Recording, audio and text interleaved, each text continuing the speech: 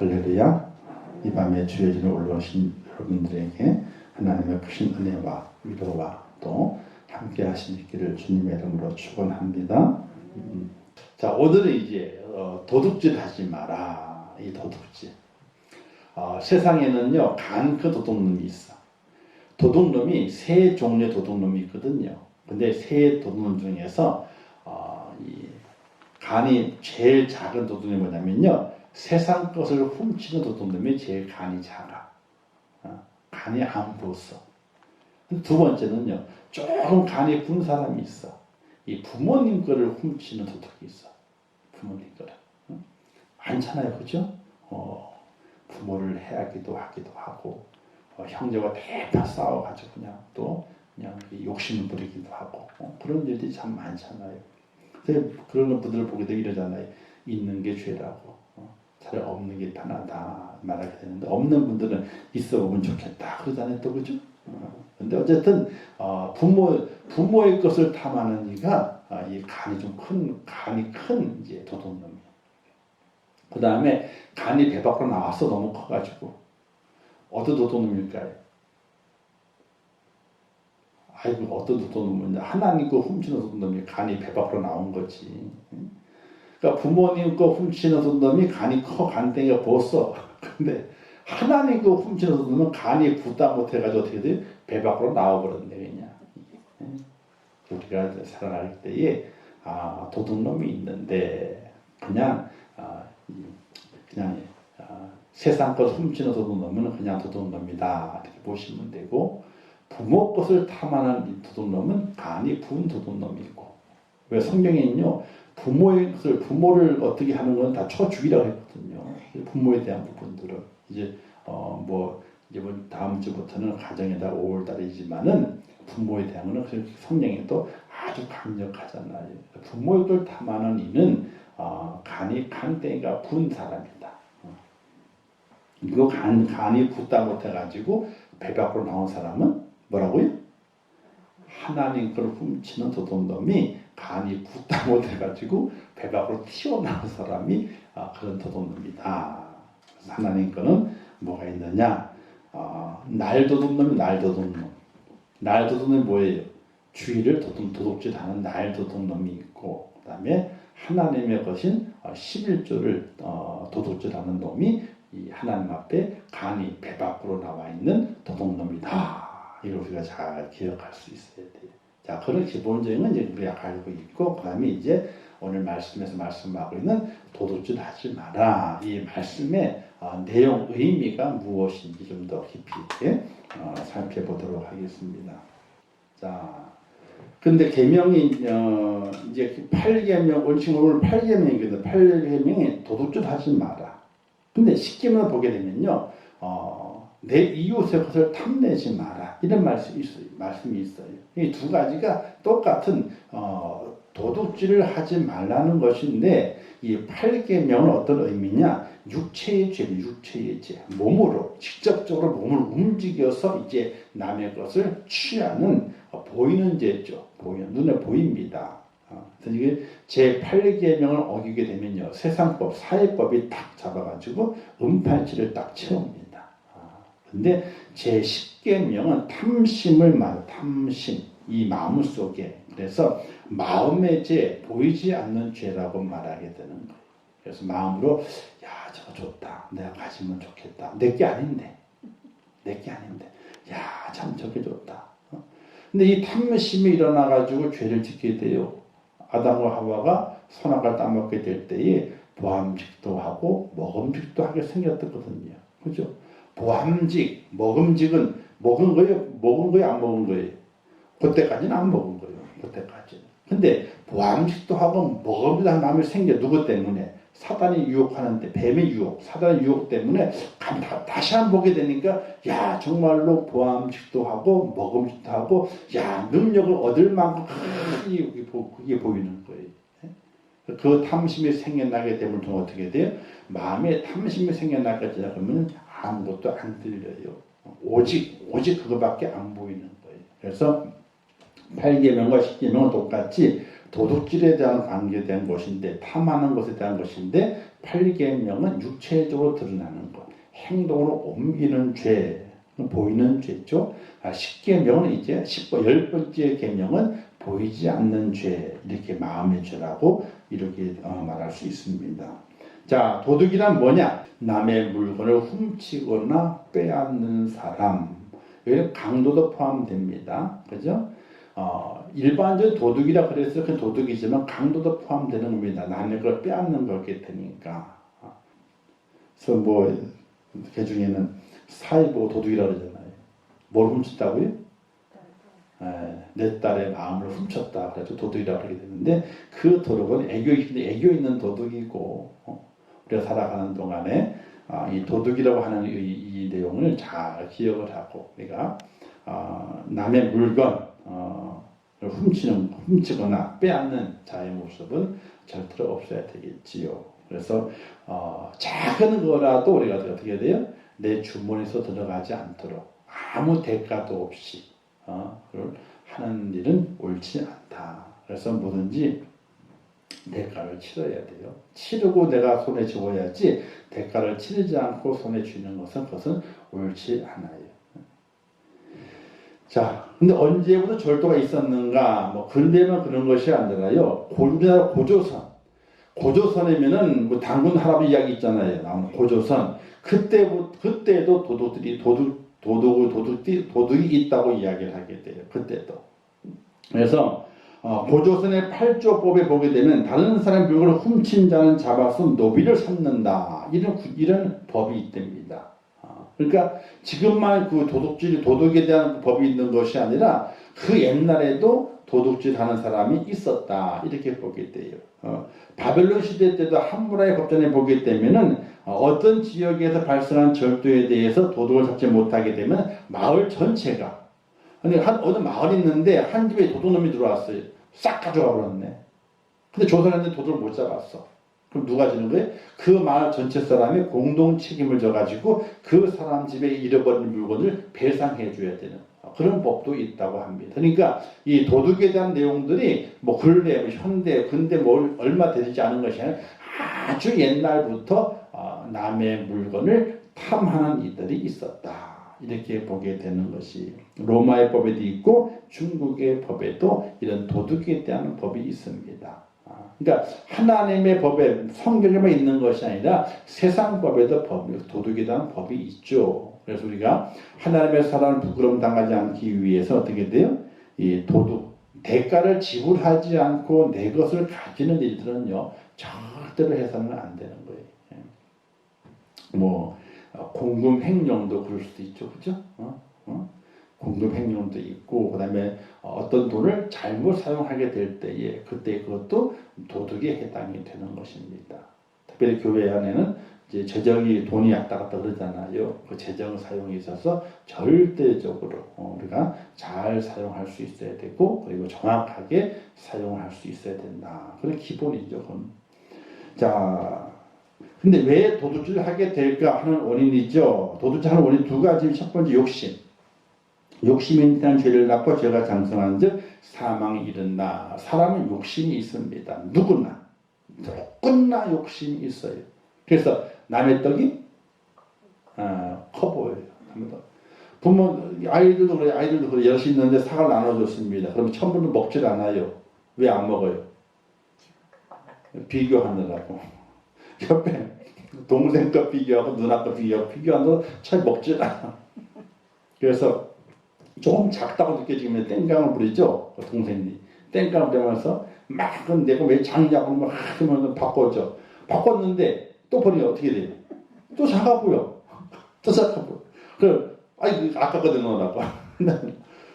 이게 사람이라고 하는 것이 남의 떡이 커 보이는 거예요. 이게 어차피 커 보이게 돼 있어요. 저도 욕심이 있어.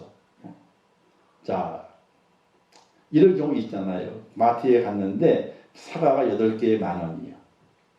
8개에 10,000원. 그러면 사과를 8개 사는데 막 골라 담아요? 어떤 거 골라 담아? 좋고 일단 커야 돼. 같은 사과라도 막 비교해봐. 이게 그런 건가? 나중에 집었는데 큰 거랑 집었는데 보니까 똑같아. 앞에 있는 거랑 키가 똑같아. 차이 나봐요. 얼마 차이 안 나는데 보니까 저게 더 커 보여. 내가 짚고 있는데 담으려고 봉지에 담아 넣었는데 저게 더 큰 게 보여. 집어 바꿔. 이게 어쩔 수 없어요. 목사도 욕심이 있어서 눈에 보일 때 남의 게 커 보이게 되는 거예요. 그래서 안 그러려고 그러는데도 불구하고 자꾸만 그래요. 이게 어쩔 수 없나 봐요. 이게. 자, 근데 욕심. 사람은 욕심이 없는 사람이 없습니다. 아, 난 욕심이 없어. 나는 마음을 비웠어. 그런 사람은 다시 봐야 돼. 다시 봐야 돼. 절대로 마음 비운 사람 없어요. 마음 비운 사람 없어. 다 마음이 자기가 원하는 욕심이 딱 규정되어 있어요. 그게. 그래서 그것을 늘 발휘하게 돼 있거든요. 욕심이 있게 되면은 그게 이 속에서 나오면은요 도둑이 되는 거예요. 도둑이 돼버리고 말아요. 자, 그다음에 만족함이 없을 때에 도둑질을 하게 됐죠. 가진 것에 대해서 감사하거나 만족할 줄 모르기 때문에 도둑이 되는 겁니다. 살다 보게 되면요, 이 만족함이 없게 되는 사람들 보게 되면 늘 불만이 있습니다. 늘 불만하게 돼요. 불만의 이유가 뭐예요? 만족함이 없으니까 자기에게. 그래서 불평 불만하는 사람은 늘 그 속에 만족함이 없어요. 만족함이 없는 것이 반복되다 보게 되면요, 결국 어떻게 됩니까? 남의 물건에 손을 떼는 그런 사람이 생겨날 수밖에 없다. 그래서 욕심을 버려야 되고, 그리고 만족할 수 있는 그런 은혜를 가지고 살아가는 하나님의 사람이 되어야 한다는 사실입니다. 자, 그러면 도둑질을 하지 않으려면 어떻게 해야 될 것인가? 첫 번째, 하나님께서 필요한 것을 공급하신다는 확신을 가지라. 오늘 우리가 살아가게 될 때 욕심도 버리고 만족함을 가져야 되는데, 그렇게 그런 은혜 가운데 살아가는 하나님의 사람의 첫 번째 기준이 뭐냐면요, 하나님이 나의 필요를 공급하신다 하는 그런 은혜가 내 속에 채워져 있어져야 됩니다. 시편에 보게 되니까 여호와 나의 목자시니 내게 부족함이 없으리로다. 다윗의 고백이 있죠. 여호와가 나의 목자가 되시기 때문에 내게 부족함이 없다. 또 마태 보게 되니까 너희 하늘 아버지께서 이 모든 것이 너희에게 있어야 할 줄을 아시느니라. 무엇을 먹을까, 무엇을 마실까, 무엇을 입을까 염려하지 마라. 하늘의 새를 참새를 봐라. 그다음에 들의 그 백합화를 봐라. 하나님께서 다 기르지도 않았는데 먹을 것 주고 옷도 입히지 않느냐? 하물며 너희 일까 보냐? 그래 너희는 하나님께서 다 이 모든 것 먹고 마시고 입는 모든 것들이 너희 있어야 할 줄 아시기 때문에 너희는 하나님께서 내게 공급하실 것을 확신을 가져라. 그래 빌립보서 보게 되니까 나의 하나님이 그리스도 예수 안에서 영광 가운데 그 풍성한 대로 너희 모든 쓸 것을 채우시리라.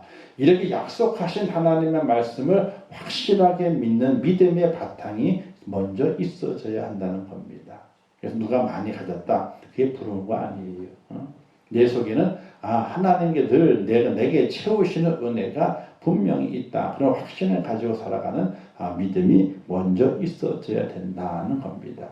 믿음이 내 속에 없이는요, 계속 내 속에는 이 욕심이 꿈틀꿈틀 되는 거예요. 믿음으로 그 욕심을 있잖아요. 콘크리트를 쳐버려야 돼. 콘크리트를 딱 쳐가지고 그게 나오지 못하도록 콘크리트를 딱 쳐야 돼요. 그래가지고 딱 가둬놔 버려야 돼요. 근데 믿음이 흔들리게 되면요, 깨져버리게 되면요, 그 사람은 언젠가는 이 깨진 그 틈을 통해 가지고 뭐가 올라옵니까? 욕심의 싹이 쫙 올라와요. 쫙 올라온다고. 이놈의 풀들이 얼마나 이게 센지 몰라. 먹을 목식들이죠. 상추를 이렇게 안 자라. 그 옆에 있는 냉이나 그냥 다른 풀들은 어떻게 빨리 자라요? 요번에 비 왔잖아요. 이러면 상추들이 신나야 되는데 걔들 별로 신난 게 아니에요. 다른 것이 신나가지고 완전히 그냥 풀이 이것들이 신나가지고 확 자라는 거예요. 얼마나 힘이 센지 몰라요. 욕심이 그래요. 우리의 선한 마음, 믿음의 그 마음은 약해요, 이게요. 잘 안 자라. 그런데 이 욕심의 이 마음은 잘 자라나가지고 뚫고 나온다니까, 뚫고 나와요, 그냥. 여기 제가 만든 이렇게 돌, 이렇게 만든, 시멘트 만든 게 있잖아요. 그 사이사이에서도 지금 이제 이 풀들이 하도 나와가지고 뽑다가 안 뽑히니까, 그냥 고기만, 시멘트 만들어 놓은 데 있잖아요. 거기만 사이사이에다가 어제 그냥 제초제를 갖다가 확 뿌려버렸어. 그냥. 지금 오늘 다 거의 다 말라붙어져 버렸어. 아니 그게 풀이 얼마나 세게 나오는지 너무 많이 나오는 거야 풀이 이게. 제주도 뭐 아직 풀 큰데 뭐야. 왜 도와줬다가. 그래서 잘 뿌렸지. 그래서 해가 뜨니까 쪼르르르 이파리가 말려져가지고 다 거의 이제 한 70~80%는 다 갔어. 이제 70~80% 갔어. 얼마나 잘 자라지는 몰라. 그 사이 삐고 나온다니까요. 그게 어느 씨가 떨어졌는지. 근데 씨를 심고 잘 가꾸는 건 싹도 안 나왔어요. 파봤지. 옥수수 파보고 참외도 파봤거든요. 참외가 아니라 오이도 파봤고 오이씨도 파봤더니 눈이 폈어. 눈이 폈는데 그게 딱 올라와야 되잖아요. 이게 왜 이렇게 안 올라와 이게. 눈이 폈는데. 참 그래요. 그래서 하나님께서 내게 필요한 것을 공급하신다는 그 믿음이 내 속에 정말 콘크리트처럼 딱 깨지지 않는 그렇게 자리 잡고 있어야지 욕심이 내 속에서 꿈틀대지 않는다는 이야기입니다. 그리고 두 번째는요. 하나님께서 이미 주신 것들에 만족하고 감사해야 된다는 겁니다. 우리는 주세요 주세요라고 많이 하잖아요. 근데 주세요 주세요 하는 그 속에서 뭐가 있냐면요. 불만이 있어. 불평이 있어. 왜 난 안 주냐 이거지. 어서 주세요 주세요 기도하지만은 그 기도의 그 속의 끝자락에는요. 왜 나는 안 주냐 이거야. 이런 불만이 있거든요. 달라고 하는 그 기도 속에는요. 근데 우리는 달라고 하는 기도가 아니라 지금 미리 내게 허락해 주신 이미 내게 주신 것에 대해서 감사의 마음이 내게 있어야 된다는 거예요. 주신 복을 세어보아라. 받을 복을 세어보는 것이 아니라 내게 지금 주신 복을 세어보아라. 그런 믿음의 고백 속에서 내게 하나님께서 지금 이미 주신 복이 내게 넘치고 넘친다 하는 그런 믿음의 고백, 감사가 오늘 우리 속에 자리 잡고 있어야 된다는 겁니다. 범사에 감사하라. 이는 그리스도 예수 안에서 너희를 향하신 하나님의 뜻이라. 그래서 우리가 하나님 앞에 예물을 드리게 될 때에도 범사에 감사하는 그 예물은요. 매주 꼭 준비해 드려야 되는 것이 본이에요. 저는 그걸 우리 먼저 있던 목사님을 통해 가지고 그분은 선교를 1년에 3분의 1 주일을 비우셔요. 52주면요. 약 20주, 17, 8주, 20주를 비우셔요. 교회를 비우셔요. 근데 그분이 선교지에 나가셔가도 거기에서 감상을 하셔. 근데 본교회를 비웠잖아요. 그죠? 본교회를 비웠으니까 본교회에서 예배를 안 드리고 다른 예배 드리시니까 본교회는 감사 예물을 안 드려도 괜찮은 거라. 근데 본교회도 어떻게 주일 헌금하고 감사 예물을 미리 저한테 주셔. 2주 주면 2주치를 주시고 3주면 3주치를 주셔. 매주마다 나눠가지고 드리래. 나눠가지고. 그리고 선교지에 가가지고 선교지에서도 헌금을 또 하잖아요. 그죠? 거기서도 주일 헌금도 하고 감사를 또 해요. 여기서도. 그렇게 배워왔는데 그 교회에 있는 동안에 그분의 가르침에 따라서 몸소 따라 했던 교육자가 그리 많지를 않아. 그래서 저만 끝까지 따라해. 끝까지 따라해. 그분 하시는 대로 그대로 그냥. 근데 이게 그게 괜히 우리 매주마다 범사에 감사 예물 드리게 될 때에 정말 한 주간 동안에 힘든 것들보다는 감사했던 것들이 많아지는 거예요. 많이 기억이 나고. 그럼 저절로 그냥 감사해야지. 그런 저절로 감사하는 은혜가 생기게 돼요. 근데 그 비결을 모르죠. 비결을 몰라요. 근데 해보게 되면은 정말로 그것이 어떤 감사의 마음이, 감사의 은혜가 내게 있었던가. 그리고 내가 힘들었고 환란이 있었는데 그럼 내가 주의를 다 지나와 보고 주의를 지킬 수 있구나. 이게 얼마나 감사한가.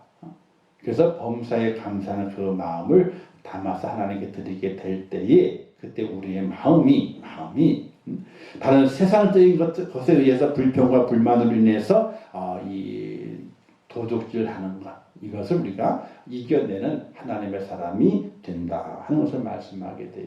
이미 내게 주신 복에 대해서 감사해라. 주실 것에 주세요. 그걸 기도하기보다는 이미 내게 주신 것들에 대해서 만족하고 거기에 진정으로 감사하게 될 때에 이 도적질하는 이 마음, 이 욕심의 이 마음, 불평과 불만의 이 마음을 이겨낼 수 있다는 사실이에요.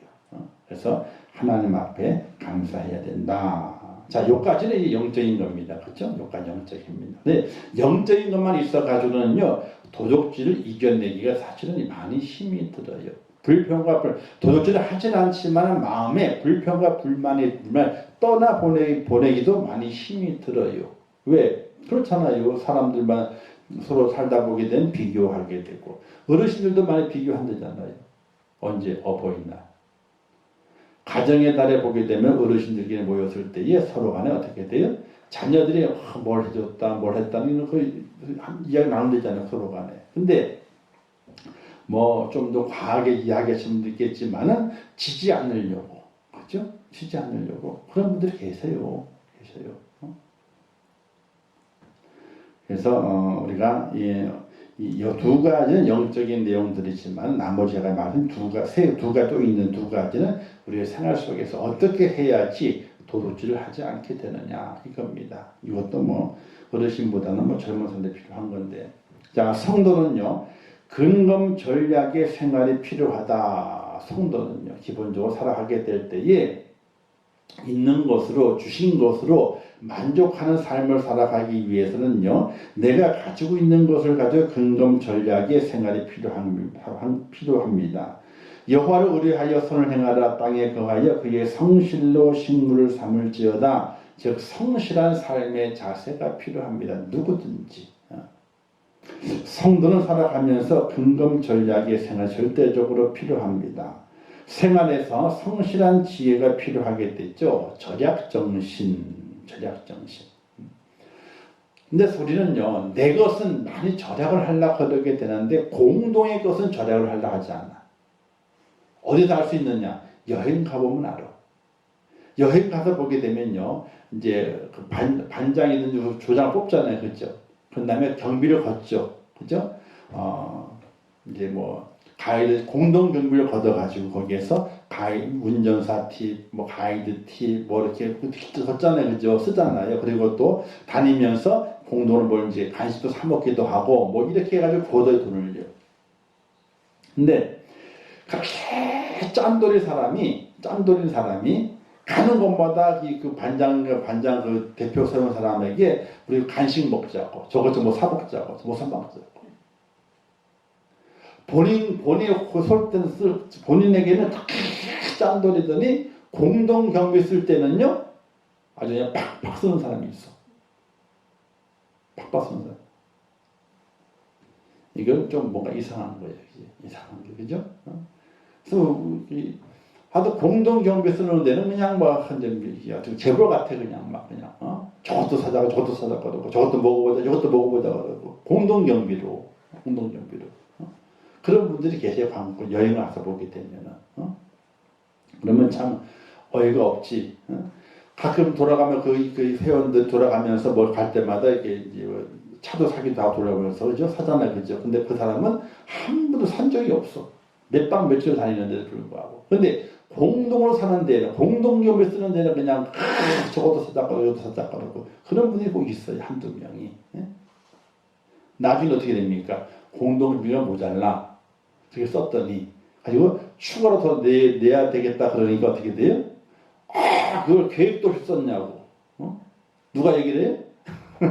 다니면서 뭐 사다고 이렇게 얘기했던 사람이 어떻게 그걸 계획도 없어가지고 또 혼자고 난 못 낸다고 말이지. 난 못 낸다고. 여행 가다 보면 그런 게 있어요 없어요? 있어요. 저도 다녀보면 알아요. 있어요. 근데 성지순례 가서도 있더라고. 그러니까 성지순례 누가 가는 거예요 여기? 다 그래도 교회에서 직분 있는 사람 성지순례 가잖아요. 최하가 적어도 5년 이상 된 집사님이요. 5년 최하가 그죠? 그리고 대부분이 장로님이나 권사님이나 안수 집사님이나 또 목사님들. 뭐 할 얘기 없어요. 목사님도 그런 분 계신데 뭐 할 얘기 없어. 자기 돈은 1달러 하나 안 내. 그냥 1달러 하나도 안 내. 아이고 참.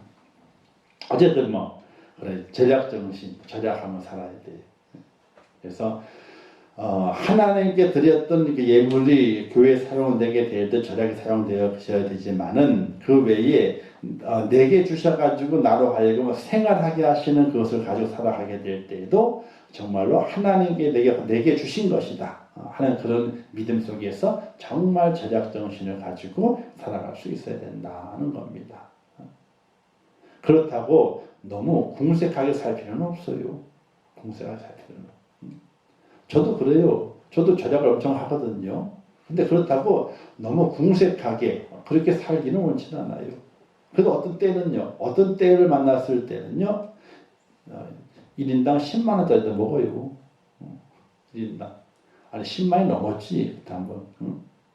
1인당. 근데, 너무 궁색하게 살 필요는 없지만은, 그렇다고 어떻게 돼요? 과시하면서, 호화롭게, 낭비하면서, 그렇게 살아가는 그런 모습은 절대로 안 된다. 절약 정신이 필요하다. 그리고 두 번째는요, 성실해야 됩니다. 좀 더 자자, 좀 더 졸자, 손을 모으고 좀 더 눕자 하니 빈궁이 강도처럼 오며 라고 했습니다. 그죠? 부지런해야 돼요. 성실하게. 그래서 이 그리스도인들의 이 직업관은요, 정말 투철해야 됩니다. 믿음으로 살아가는데 투철하지만요, 직업을 가지고 그 직업을 일을 하게 될 때 투철한 직업관을 가지고 일을 할 수 있어야 돼요. 그래서 성실로 내 삶을 만들어 갈 수 있어야 된다. 세 번째는요, 지혜로운 투자가 필요합니다. 지혜로운 투자. 그냥 오늘 먹을 게 있으니 그냥 살자. 내일 먹을 게 있겠지. 그렇게 살아가는 것이 아니라 내 삶을 절약하고 근검하게 살아가면서 그리고 내 삶 속에 좀 더 윤택한 생활을 만들어가기 위해서 어떻게 투자를 해볼까? 어떤 분은 그러더라고. 자기는 매주 투자한대. 어디에 투자를 했더니 로또 복권에 투자를 한대. 뭐 곧 투자할 수 있죠. 뭐냐 기본적으로 본인이 기쁘다면은 뭐 그렇게 할 수 있지만은 그건 투자라고 말할 수 없게 되죠. 투자로 그렇게 땀 흘려서 얻어지지 않은 것은요, 깜빡 잘못하게 되면요, 겪지 않아야 될 불행의 늪에 빠지는 경우가 너무나 많이 있다는 거예요. 그래서 세계적으로 그런 이 로또 보고 이런 당첨이 돼가지고 행복한 사람보다도 불행한 사람이 더 많다. 이런 통계가 있어요. 왜? 깜빡 잘못해가지고. 잘못해서. 그래서 그건 투자가 아니에요. 정확하게 우리가 지혜롭게 투자를 해야 됩니다. 그래서 세상 살아가게 될 때는요, 뱀처럼 지혜롭고 비둘기처럼 순결하라. 이걸 꼭 기억해야 돼요. 내가 절약하고 살아야 돼. 그렇죠. 절약하고 살아야 되죠. 성실하게 살아야 되죠. 그러나 그 속에서도 지혜로워서 투기가 아닌 투자, 지혜로운 투자를 통해서 내 삶 미래를 좀 더 윤택하게 만들어가는 그런 지혜를 가지고 살아갈 수 있는 하나님의 사람이 되어야 된다 하는 겁니다. 어제와 오늘이 똑같아. 오늘과 내일이 똑같아.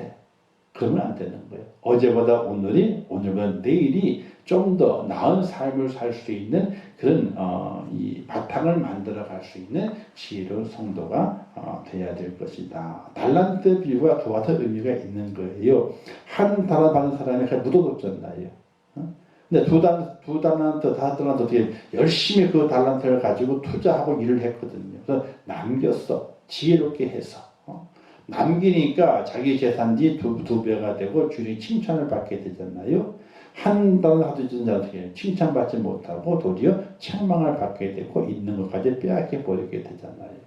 그래서 우리 믿음의 성도는요, 시대를 보고 시대를 읽을 수 있는 눈도 필요하게 됩니다. 믿음으로 살아가지만요, 믿음의 눈을 가지고 천국 바라보고 있지만요, 그러나 그 믿음의 눈을 가지고 세상을 바라보면서 세상을 볼 수 있는 그런 눈을 가지고 있어야 돼요. 그래서 지혜로운 투자도 필요하다. 무슨 일 아시겠죠, 그죠? 뭐 여러분들 해당도 없고 저도 해당도 없고 흠치만 말아요. 그냥 있는 것으로 족하다, 편안하게 그렇게 사세요. 자, 네 번째는요, 더 성장 발전하는 열심이 필요하다. 도둑질 하는 자는 다시 도둑질하지 말고 돌이켜 가난한 자를 구제할 수 있도록 자기 손을 수고하고 선한 일을 하라. 자, 부지런히 땀을 흘리고 수고해야 남을 도울 수 있는 능력이나 기회, 물질 등을 가질 수 있기 때문에 더 발전적인 더 성장하고 발전적인 열심이 필요하다. 이 자리에 머물러 있는 것이 아니라 좀 더 나은 삶을 살 수 있는 그런 데로 올라갈 수 있는 성장이 필요하다. 왜? 내가 부귀영화를 누리기 위한 것이 아니라 있는 것을 가지고 다른 사람들 도와주기 위해서 그런 성장이 필요하다. 그래서 그리스도인들은 부자가 돼야 되는 겁니다. 돈이 많아야 돼요. 돈 벌어야 돼요. 정말 기발한 아이디어를 통해 가지고 정확히 투자를 해서 정확하게 선하게 돈을 벌어야 돼요. 그러나 그 돈 버는 것을 가지고 나의 인생의 삶을 빛나게 만드는 것이 아니라 세상을 빛나게 만드는 그런 사람이 될 수 있어야 돼요. 그게 바로 뭐예요? 더 성장하고 발전하는 거예요. 더 성장하고. 내가 돈 벌었으니까 지금까지는 내가 명품백을 못 가졌는데 이제는 명품백 1,000만 원짜리를 탁 끄고 다녀야 되겠다. 내가 돈을 몇시 벌어가지고 돈을 벌게 된 신발 다 떨어진 신발 신고 다녔었는데 이제는 수제 명품 신발을 신고 다녀야 되겠다. 돈을 벌었으니까. 이제는 나를 가꾸고 치장하면서 뽐내며 살아가야 되겠다. 이런 정신이 아니라 그리스도인들은 성실하게 살고 지혜로운 투자를 해가지고 내 삶을 어떻게 윤택하게 만들어 가잖아요. 그러나 나를 윤택하게 하는 것이 아니라 세상을 밝게, 세상을 윤택하게 만들어가는 그런 하나님의 사람을 세워지는 것이 바로 도둑질하지 않는 것이라. 그래서 내가 가진 것, 또 내가 있는 지식, 이것을 가지고 나를 이롭게 해가는 것이 아니라 세상을 이롭게 만들어가는 그런 하나님의 사람이 정말 도둑놈이 아니다. 만약 내가 벌고 내가 있는 것을 가지고 나를 치장하고 나를 뽐내고 나를 뭐 만드는 데 사용한다면 사람 앞에서는 도둑놈이 아니지만은 하나님 앞에서 너는 내 것을 가지고 하나님 것을 가지고 네가 마음대로 쓰느냐. 하나님 앞에서는 잘못하게 되면 도적놈이라 이런 소리를 들을 수 있다는 거예요. 자, 그래서 한 사람을 소개를 할게요. 어려운 사람인데 박춘자 할머니 92세, 지금 93세입니다. 2021년도에 92세였기 때문에 지금 93세죠. 이분이 2021년도에 LG 의인상을 받으셨어요. 이 할머니가. 이 할머니는요, 15살 무렵부터 50년이 넘는 날까지 매일 남한산성 길목에서 등산객들 상대로 해가지고 김밥을 팔았어. 김밥을. 지금은 이제 가게는 하지만은 이제 자손들이 하고 있고 직접 관여하지는 않고 있지만은 그가 그 김밥 팔아 모은 재산이 약 6억 3천만 원 정도가 됐대요. 떼돈을 번 것은 아니야. 김밥만 만들어 팔았으니까 등산객들에게 남한산 앞입구에서. 근데 이 6억 3천만 원을 몽땅 다 초록우산 어린이재단과 장애인 거주시설인 성남 작은 예수의 집에 이 6억 3천만 원을 몽땅 기부를 해요. 기부를.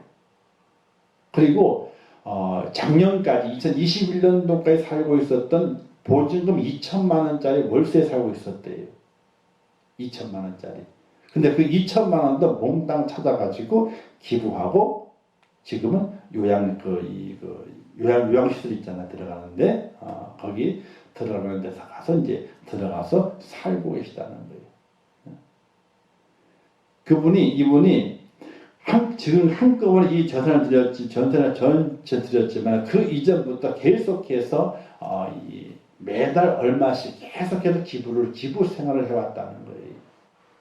근데 왜 그렇게 됐느냐? 오늘 팁을 보게 되니까 어떤 사람이 이제 그 단체에 기부하는 장면이 있게 되는데 너무나 보기가 좋다는 거야. 나도 저렇게 한번 해보면 좋겠다 싶어가지고 작은 금액을 기부하기 시작했었는데 김밥을 많이 판 날보다 기부하는 그날이 더 그 마음에 기쁨이 있더라는 거예요. 그래서 그 다음에 김밥이 더 많이 팔리게 되면 더 많이 기부할 수 있어가지고 더 기분이 좋고. 근데 사실 김밥 장에서 그 남한산 앞에 김밥 팔게 될 때 많이 팔리는 건 아니에요. 등산객이 많으면은 많이 팔리지만은 팔릴 수 있지만 그게 많이 팔리는 게 아니거든요. 하루에 뭐 100줄, 150줄 이 정도밖에 안 팔리는 거예요. 많이 팔려봐야. 근데 그분이 그래서 그 김밥 한 돈을 이제 어릴 때에 그 나이 젊을 때에 이혼도 당하셨어. 이혼도. 그리고 혼자 사셔. 그리고 김밥 장사하고 사시는 거예요. 인생에 낙이 없는 거죠. 김밥 장사 해가지고 조금 먹고 살고 있으니까 낙이 없는 거예요. 근데 어느 날 팁을 보게 되는데 기부하는 일을 바라보게 될 때에 거기에 큰 기쁨을 느꼈다는 거지. 그래서 김밥 장사를 해가지고 이렇게 해서 마지막은 이제 6억 3천 전체를 다 통틀어서 이제 두 재단에 기부를 하고 그리고 지금 이제 작년까지 2천만 원짜리 보증금에 월세 살고 있었는데 그것까지 다 보증금 다 찾아가지고 기부를 하고 그리고 이제 복지센터 들어가서 이제 마지막 준비를 하고 있는 그분이 천주교인이에요. 근데 기독교인이 아니고 천주교인이에요. 여기 그 그림이 뒤에 보면 그림 있죠? 뒤에 천주교에서 산 그림이 있잖아요, 그죠? 인터뷰하는데 그때 이 교회 앞에서 인터뷰한 것 같아 보니까 천주교인이에요. 아름답지 않아요? 응? 감동을 주지 않아요? 네? 오늘 우리 그리스도인들이 예수 믿는 하나님의 사람들이 이 땅의 삶 속에서 어떻게 살아가야 할 것인가 이 물질의 개념 또 삶의 개념 속에서 우리에게 보여주는 시사해주는 바가 아주 커요. 오늘 우리 그리스도인이 살아가게 있고 없고의 문제가 아니에요. 나는 많이 가졌다, 나는 적게 가졌다 이런 문제가 전혀 아니에요. 그 속에 무엇이 담겨 있느냐는 거예요. 어떤 부자냐. 세상의 물질의 부자가 아니라 바로 믿음의 부자, 하나님의 은혜의 부자가 됐을 때에 오늘 우리의 삶의 가치가 많이 달라진다는 것이. 그래서 우리는 단지 그냥 세상에 남의 물건을 훔치지 않는 도둑이 되지 않는 것에 머무는 것이 아니라 내게 허락하신 모든 것들이 하나님의 것인데, 그죠? 지금 내가 사용하고 있는 시간과 물질 모든 것 다 하나님의 것이 사실은요. 그 하나님의 것을 나를 위해서만 사용한다면 어떻게 보게 되면 하나님 입장에서는 너는 도둑놈이다. 이렇게 보실 수 있는 거예요. 그런데 내게 주신 것을 가지고 어떻게 돼요? 나를 빛나는 데 사용하는 것이 아니라 사회를 빛나게 만들고 다른 사람을 빛나게 만드는데 사용하게 될 때에 그가 진정으로 도둑놈이 아니라 하나님 앞에서 의인의 모습으로 칭찬받는 축복자가 되지 않겠는가 이런 생각을 해보게 돼요. 오늘 말씀을 기억하면서 그냥 도둑놈이 되지 말자. 남의 물건을 훔치지 말자. 여기에 국한되는 것이 아니라 오늘 우리의 인생의 삶을 나를 빛내는 것이 아니라 사회를 빛내고 다른 일을 빛내줄 수 있는.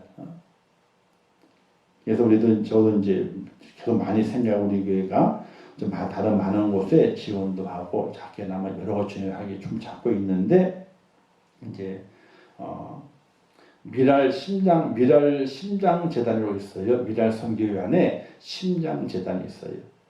이제 동남아권의 심장 약한 어린이들, 그다음에 우리나라 어린이들 심장 약한 어린이들을 지원해가지고 수술해주게 있는 그런 재단들이 있어요. 그래서 활발하게 심장 이식 수술 많이 하고 또 심장 수술 많이 하고 핀장 판막 같은 것들 수술해가지고 심장을 잘 뛰게 해줘 살게 만드는 그런 재단들이 있습니다. 그래서 우리 교회는 계속해서 이런 것들을 개발을 해내고 찾아내서 실제로 우리가 못했지만은 장애인 미랄 장애인 단체도 있고 미랄 심장 재단도 있고 여러 재단들이 있어요. 그런 데를 계속해서 하나 둘 우리가 적게라도 우리가 이 사회를 밝게 만드는데 세상을 밝게 만드는데 우리가 좀 작게나마 지원하고 후원해서 나중에 더 많이 어떤 때는 심장 수술하게 되는데 150만 원이에요. 150만 원. 한 사람 살리는 거예요. 심장 수술은요. 동남아권에 사람 수술 못 하거든요. 그런 돈이 없어가지고 기회가 된다면 우리도 그렇게 150만 원 심장 수술하는데 전액을 다 기부해가지고 한 생명을 살리는 세상을 빛내게 만드는데 우리가 쓰임 받아야지 우리만 내가 빛나야 돼 이런 모습은 절대 하나님 앞에서 도둑놈이 될 수 있는 거예요.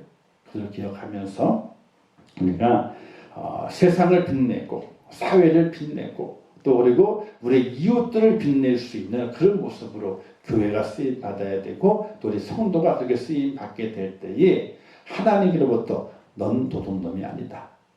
넌 도둑놈이 아니다. 너는 내가 볼 때에 그래서 의인이야. 이런 칭찬을 받는 하나님의 사람이 되면 얼마나 좋을까 이런 생각을 해보게 됩니다. 자, 주시는 교훈은요. 성도는 모든 생활에서 성실해야 돼요. 하나님이 주신 것에 만족하며 살아가야 돼요. 불평과 불만이 있어서는 안 됩니다. 나는 왜 이것밖에 안 주세요. 저는 저렇게 많이 줬는데 저렇게 주면 안 돼요. 절대로 그러면 안 돼요.